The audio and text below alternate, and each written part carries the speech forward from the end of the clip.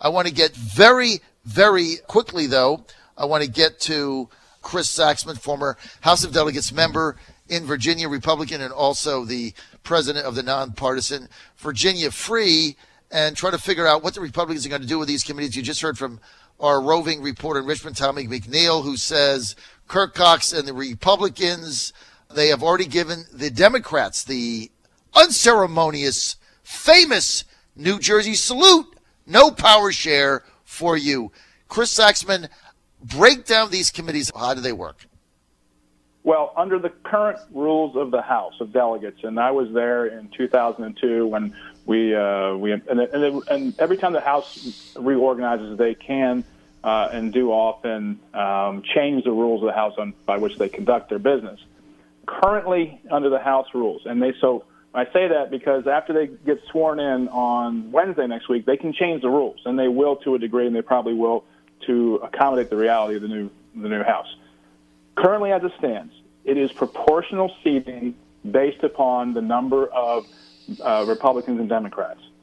So if in the case where we have a 51-49 majority or a 50-49 majority, to have a 22-member committee split, you have to go 12-10. So there'll be 12 Republicans on each committee and 10 Democrats, except for appropriations, which has 24, and it might be 13-11 or 14-10, depends on how they want to do it. And then the Speaker, as it says in Rule 16b, the Speaker shall strive to appoint from each congressional district at least one member who represents the congressional district on all standing committees. So they have to try to get as many members from the congressional districts apportioned as well.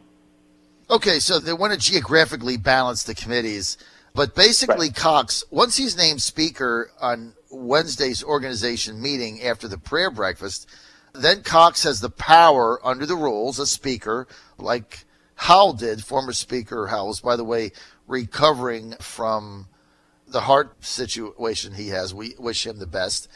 Right. So Cox will name all the committee chairs. So every committee, Cox has the power to name the chair. Hang on a second. Under the current rules, that is what the Speaker can do.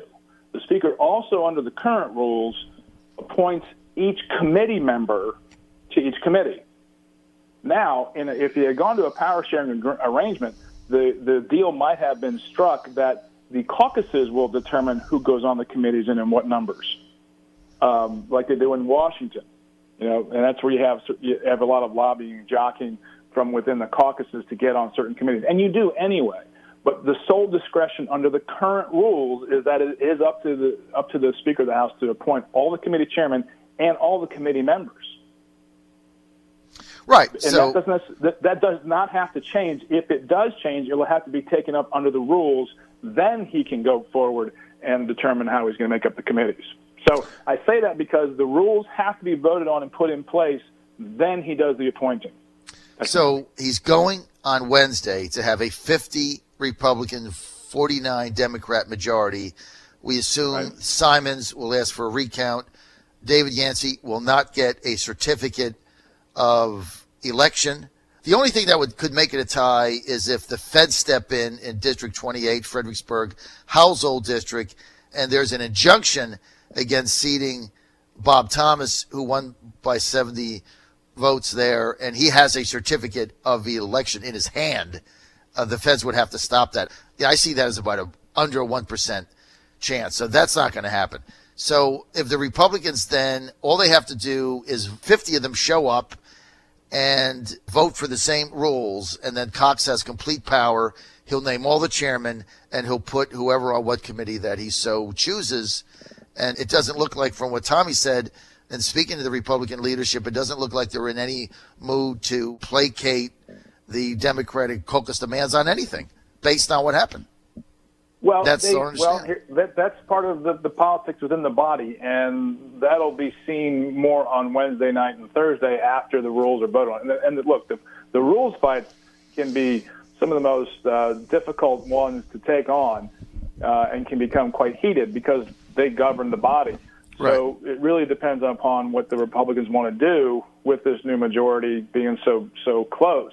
So it's up to them and how they want to run it, and they might give full discretion to the Speaker, as the current Speaker currently has as well. We do wish him well in his recovery, and prayers for him and Ceci.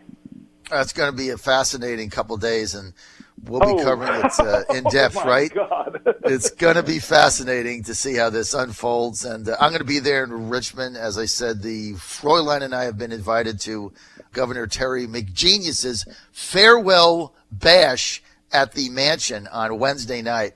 So I wouldn't miss that for the world. I think he's been an outstanding governor. Just to your audience and anyone listening who really cares about politics and democracy and Republican form of democracy, this has been an excellent exercise in that, and how the House organizes on Wednesday will highlight that. And I think knowing Kirk Cox and what he did in his time when I served with him, and how he was very judicious and quite gracious in distributing power amongst members of the caucus, even when we had large majorities, I think he will comport himself in the highest regard for Virginia. Well, I think he'll handle himself well, but no. I think that's all very nice about Kirk Cox, and he's a good guy. But I also know that he was a ruthless basketball coach in high school, and he's also a New York Yankees fan, and as bad as me, he hates everybody else.